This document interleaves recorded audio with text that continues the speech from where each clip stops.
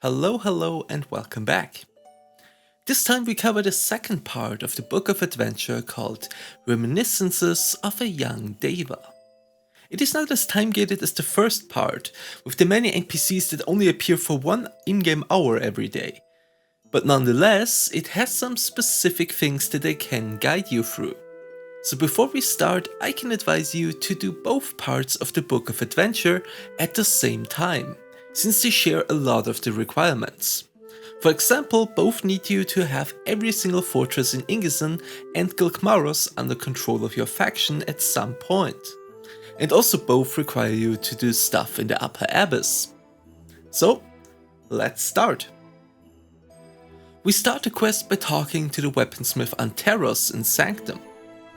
He says a strange boy is looking into the workshop every day, but when he tried to talk to him, the boy ran away.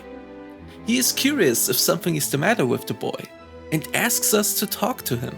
Now the boy only appears every evening at 8 PM in-game time, and he stays there for I think 2 in-game hours. So that's easy enough, just hover your mouse over the sun-moon symbol above your minimap and you see the in-game time. As he finally appeared, we talk to him, but he doesn't want to talk to us. We learn, however, that he is friends with a waiter in the Dionysia Tavern. From her we learn a little bit about the boy. His name is Theorus, and his father is a Daeva. But his father went missing during a battle in the Abyss, and now the boy is all alone. After a lot of running back and forth between Theorus and the waiter, Theorus asks us to find out what happened to his father, and hands us the broken sword of his father. So we have to go to the Abyss and talk with Sarkmis, but she can't tell us much more about it, and sends us to the Black Cloud Island. After a long way to the Black Cloud Island, the Shuga only helps us if we do something for him as well. As always with the Shugos. We have to collect relic fragments from Drakenwreck, Grave of Claws, and Drakenfall. However, these relic fragments are only there during a specific time, between noon and midnight, which is the worst description ever, because the time frame I found them in was between 12 PM and 2 PM. You won't find them after this, even though it says until midnight.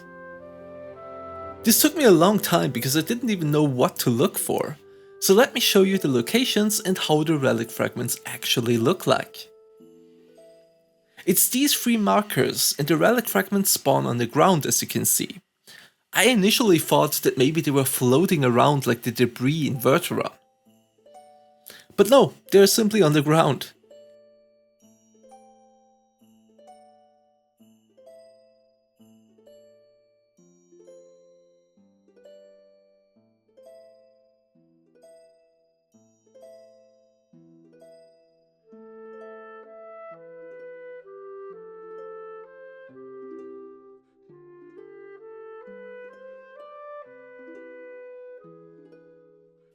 Again, these are the locations, and I found them between 12 PM and 2 PM.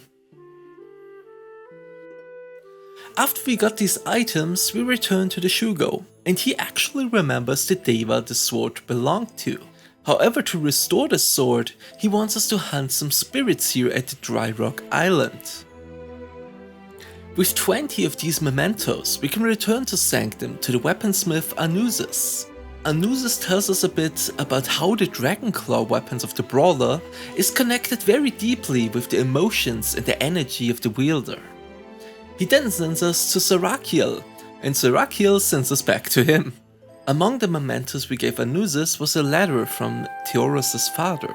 In it he says that he has been abducted by the Balaur, and that he is worried about his son. And on another page he has a message for his son. In it he says that he has been held up in the Abyss, and Theorus doesn't need to worry about him. And it ends with the words, "We will see each other again, I love you my son." Now we have to wait again until 8 PM for Theorus to appear in front of the weaponsmith. Theorus is not happy about this letter, and blames the weaponsmith for creating a weapon that was not made well enough, and that's why his father has died.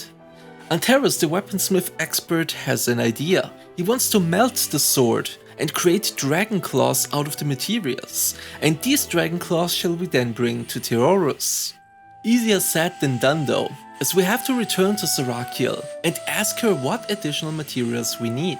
We need multiple different fragments, and we get them from Scopas in the Temple of Scales in Ingesen. For that, your faction needs to hold the fortress. But as we know from these quests already, that's never enough. If it's one fortress, then you need the other ones too. Scopas sends us to Mentor in the Altar of Avarice fortress. And despite its description saying he can be found at the Altar of Avarice when it is occupied by the enemy, that is not the case. Your faction needs to hold the fortress. And even more than that, it is not Mentor we have to go to. The person we have to talk to is Distine. I don't know how they messed this one up. It's the Asmodean person in the quest log. Distine sends us to Galkmaros, to the Vogaltim Citadel Fortress, to talk to Makar, the Special Ordnance Quartermaster there. He gives us one of the required items, another page, and now we have to wait for another week until the Crimson Temple Fortress is under the control of our faction.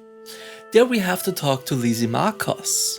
He gives us the last required item, and then we can return to Sanctum, to the weaponsmith Anteros. Anteros knows how to craft a weapon, but he is worried about the weapon of Theorus' father breaking. So we are sent to another Shugo for a protective coating.